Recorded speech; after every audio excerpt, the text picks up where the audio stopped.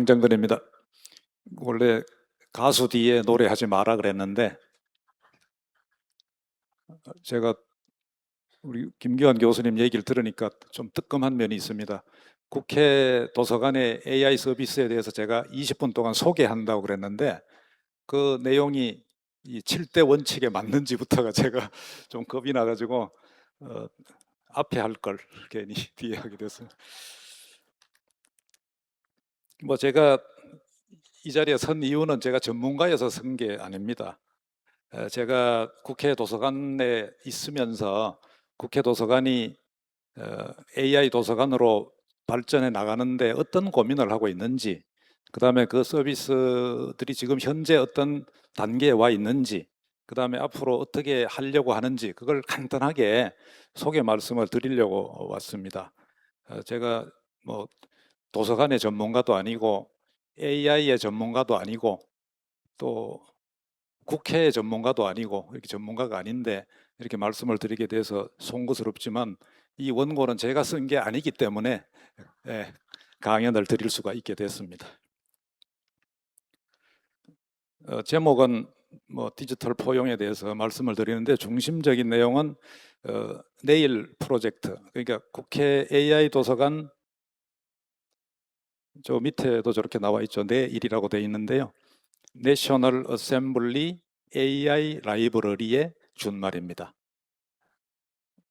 국회 지금 우리가 그 직제상으로는 국회 전자도서관이라는 표현이 있는데 앞으로 저희 국회 도서관이 나아갈 방향을 국회 AI 도서관이라고 했기 때문에 내일이라는 표현을 쓰고 있습니다. 두 번째 페이지 화면을 한번 보시겠습니다. 이거는 뭐 제가 얘기할 것은 아닌데 제가 보니까 한 2016년인가요? 우리 그 알파고하고 그 누구죠? 이세돌이 하고 했을 때 4대 1인지 3대 1인지 그때 기억나시죠? 그죠? 그때 이제 저희도 그렇고 여러분도 가장 아마 충격을 받았을 것 같은데 그 10년 사이에 이런 발전이 있었다는 얘기를 보여드리고 싶습니다. 그 다음 페이지로 넘어가겠습니다. 이것도 뭐 제가 보기엔 아까 교수님도 얘기했는데 지금 이제 뭐 처음에 인지, 생성, 추론, 행동, 자율성 이렇게 발전한다는 얘기인데 이것도 뭐 제가 뭐 잘 아는 부분은 아니어서 넘어가겠습니다.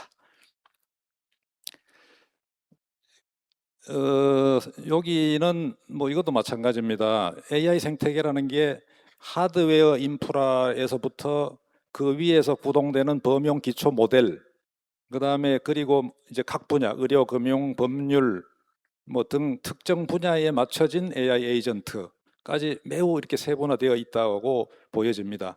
이게 복잡해 보이지만 국회 도서관에 앞으로 나아갈 전략은 요 중에서 AI 에이전트 영역에 집중하려고 합니다. 정부에서 추진하는 세계 최고 수준의 기술 인프라와 독자 파운데이션 모델을 지렛대로 삼아서 국회 도서관만이 가지고 있는 그런 어떤 방대한 데이터를 잘 활용을 해서 가장 똑똑하고 자율적인 도서관 특화 에이전트를 우리 생활에 밀착시키자는 것이 그 결론적인 얘기입니다. 그게 바로 제가 얘기하는 내일 프로젝트입니다. 뭐 이건 뭐 잘 아시다시피 뭐 여론조사를 해봐도 국민 과반수가 이미 AI 도입에 대해서는 긍정적이고 특히 그 AI 기반 대화형 정보 검색에 대한 기대감은 아주 압도적이라고 나와 있습니다. 그리고 도서관의 그 AX에 있어서도 이제는 뭐 아까 얘기했지만 검색 중심에서 이제 그 지능형 서비스로 전환하는 것이 당연히 나아가야 될 방향이라고 생각이 됩니다. 국회 도서관의 요 데이터를 제가 이렇게 정리를 해봤는데요. 지금 그 뭐 위에 정형 데이터라는 게 있고 비정형 데이터라고 있는데 그 비정형 데이터가 원문 DB, 원문 PDF가 지금 914만 건에 한 4억 4,500만 페이지가 구축이 돼 있습니다. 이게 국회 전자도서관 사업이었는데 뭐 예산으로 따지면은 한 1,300억 원 정도가 투입이 돼서 4억 5천만 면의 원문 DB가 구축이 되어 있습니다. 그다음에 정형 데이터는 뭐 용어 관계 사전 DB, 외국법 번역 데이터셋, 국가학술정보 융합 데이터 800만 건, 국회 및 지방의회 회의록 데이터셋 4만 9천 건, 그다음에 지방의회 회의록 5분 자유발언 데이터셋 6천여 건, 그다음에 표, 그림 같은 기초 데이터 이렇게 되어 있고 마크 메타 데이터도 1,300만 건 이렇게 되어 있습니다. 우리는 이제 이런 요즘 국회가 가지고 있는 데이터를 기반으로 해가지고 현재 다양한 그 AI 기반 서비스를 하고 있습니다. 제일 위에 있는 게 이제 국회 전자도서관인데요. 국회 전자도서관은 뭐 잘 아시다시피 국회 도서관에 있는 입법 자료, 정책 자료, 학술 자료 이것을 디지털화해서 제공하는 대표 서비스가 되겠고요. 그다음에 두 번째 국가 전략 포털이라는 게 있는데 이것은 국내외 정부기관, 공공기관, 싱크탱크의 보고서, 자료 등을 수집해서 특히 국가 전략과 관계되는 것들을 이렇게 모아놓은 포털이 되겠습니다. 그 다음에 입법자료 포털은 국회의 의회 정보, 우리 이제 국회 도서관에 있는 의회 정보실, 그 다음에 법률 정보실의 법률 정보, 그 다음에 국회 도서관의 발간 자료 이런 것들을 한눈에 볼 수 있는 종합 포털이 입법 자료 포털입니다. 그 다음에 AI 시사 분석 아르고스는 그 시사 분석, 요 AI 시사 분석은 뉴스, SNS 뭐 이런 것들을 계속 24시간 이렇게 모니터링을 해서 그 분석하는 그런 것인데 그건 이제 그걸 아르고스라고 이름을 붙였고요. 그게 시사를 분석하는 서비스다 이렇게 보시면 되고 그러면은 그 어떤 지역구의 현안이나 이런 것들이 예, 예, 알 수가 있는 그런 것입니다. 그 전 페이지로 아직 안 넘어갔는데 예, 그 전 페이지를 해보세요. 네네네. 그 다음에 이제 또 국회의원 정책자료 포털이 있는데 요건 이제 그 세미나라든가 공청회 자료, 정책 자료 이런 것들을 이게 모아놓은 포털이 되겠습니다. 그 다음에 발언 빅데이터라고 있는 시스템은 국회와 지방의회 회의록에 있는 어떤 발언들을 이렇게 데이터 셋으로 제공을 해서 빅데이터 분석 및 AI 학습을 지원하는 그러니까 어떤 그 키워드를 입력을 하면은 그게 어떤 몇 년도에 어떤 국회 몇 차 회의에서 발언했다는 그 내용이 다 나옵니다. 그 다음에 지방의정 포털은 지방의회의 의정 자료들이 모아져 있는 포털이 되겠습니다. 요런 이제 포털에 이제 여러 가지 AI 기능들이 이제 들어 있는데요. 그 전자도서관은 물론 이제 뭐 여러분들도 사용할 수 있고 국민들도 사용할 수 있는데 AI 백자 요약 서비스, AI 챗봇 사서나비라고 이제 표현을 하는데 그다음에 네일 서치 요게 이제 최근에 이제 시작된 네일 서치 서비스가 있고요. 그다음에 AI 시사 분석 아르고스에서는 요거는 이제 주로 이제 국회 내부용입니다. 내부 직원들이 이제 아이디가 있어야만 이용할 수 있는데 여기도 이제 AI 서치, 이슈 키워드 요약, 아르고스 챗 이런 서비스가 있고요. 그다음에 아까 얘기한 국가 전략 포털하고 입법 자료 포털에도 이것도 좀 아직은 내부용인데 요약 번역 서비스를 이제 하고 있습니다. 그다음에 업무 통합 관리 서비스는 뭐 이거는 관리 시스템 자체가 내부 우리 직원용이기 때문에 직원용 AI 서비스는 날이음이라고 이름 붙인 그런 것들이 있습니다. 그래서 이런 것들이 주로 이제 아직은 그 수준이 요약 번역, 그다음에 검색, 뭐 약간의 대화, 그다음에 뭐 이런 것들로 구성이 되어 있습니다.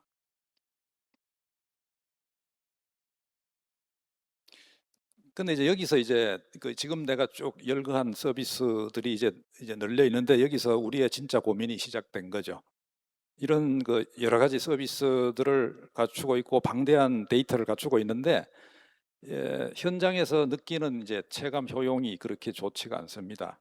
어, 아까 얘기한 그 시스템 각자 포털이 이렇게 나누어져 있기 때문에 거기에 개별적으로 접속을 해야 되고 또 원하는 정보를 얻기 위해서는 여러 화면을 오고 가면서 또 검색 결과를 스스로 또 분석을 해야 됩니다.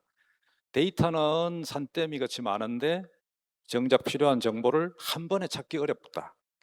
그 다음에 시스템에 일일이 접속을 해서 검색하는 과정이 너무 번거롭다. 이런 이제 불만들이 나오고 있습니다.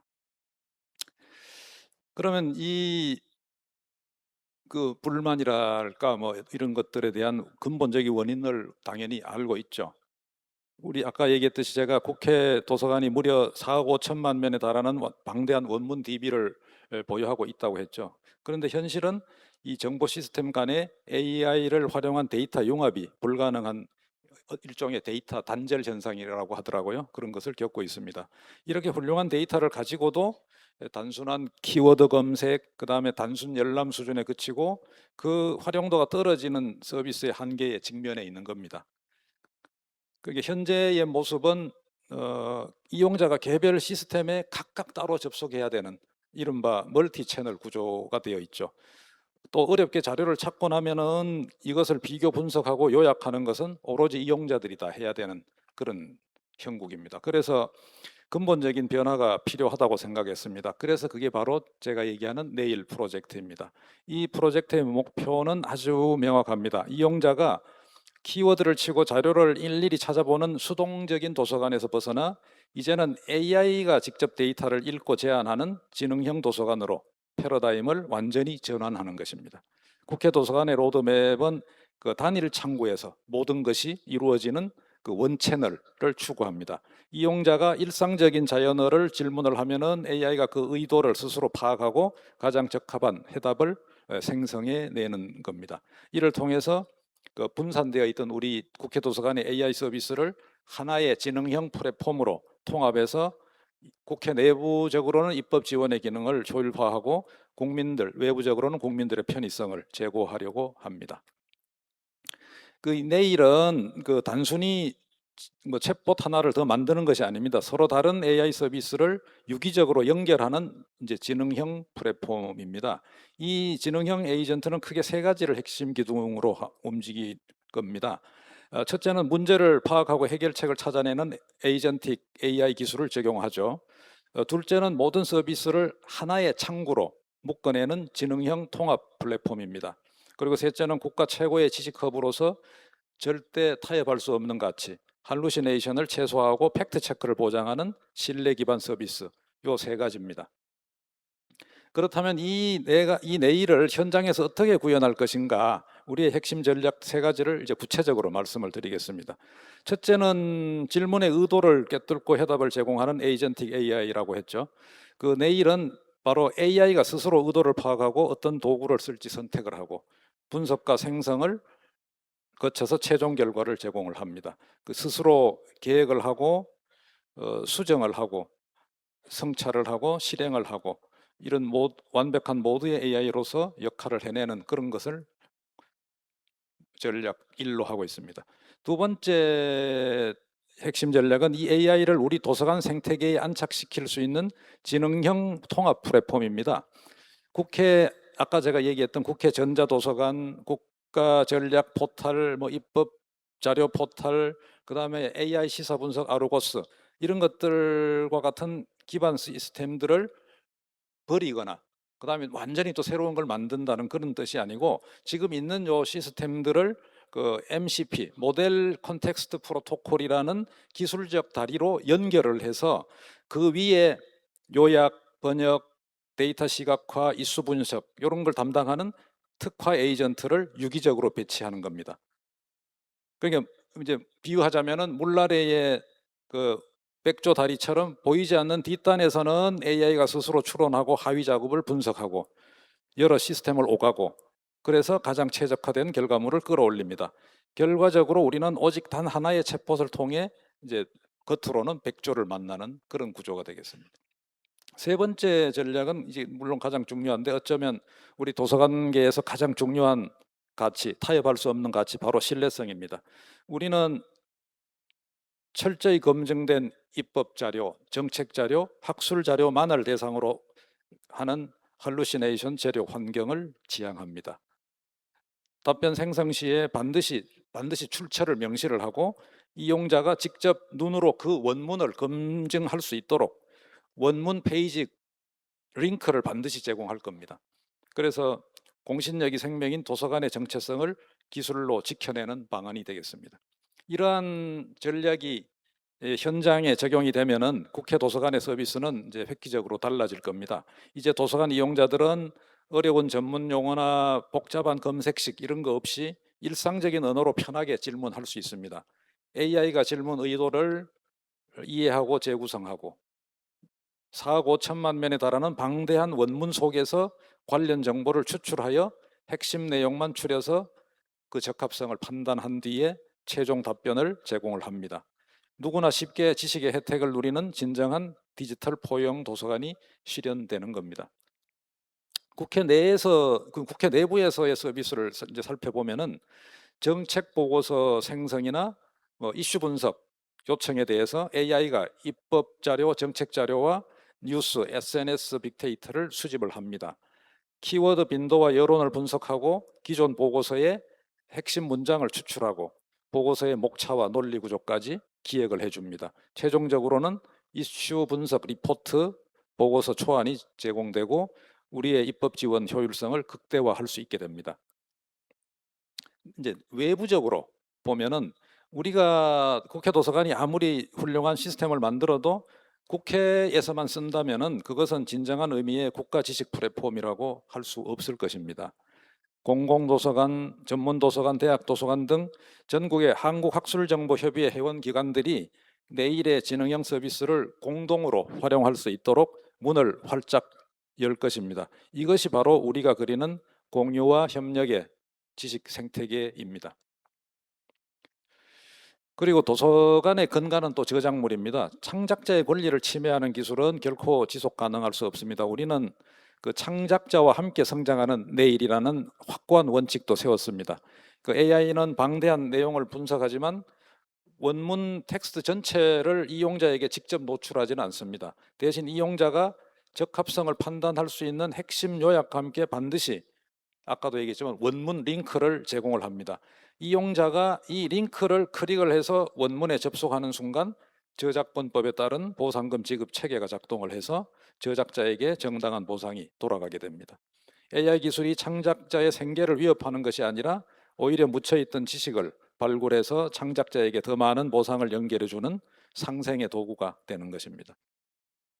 이런 업무 효율성 증대, 사회적 가치 제고와 같은 선언은 물론 말은 참 좋은데 이러한 화려한 기대 효과들은 현장에서 이용하시는 여러분들의 목소리, 그 다음에 자발적인 참여와 꼼꼼한 피드백, 이것이 없이는 사실은 실행하기가 어렵습니다. 국민의 지식 격차를 해소하고 지식 접근성을 높이고 마침내 입법의 새로운 미래를 여는 일, 이 위대하고 험난한 여정에 여러분 모두가 주역으로 함께해 주시기를 간곡히 부탁드립니다. 우리가 함께 국가 지식의 새로운 이정표인 국회 AI 도서관 내일을 완성하는 데 도와주시기 바랍니다. 두서없는 얘기 들어주셔서 감사합니다.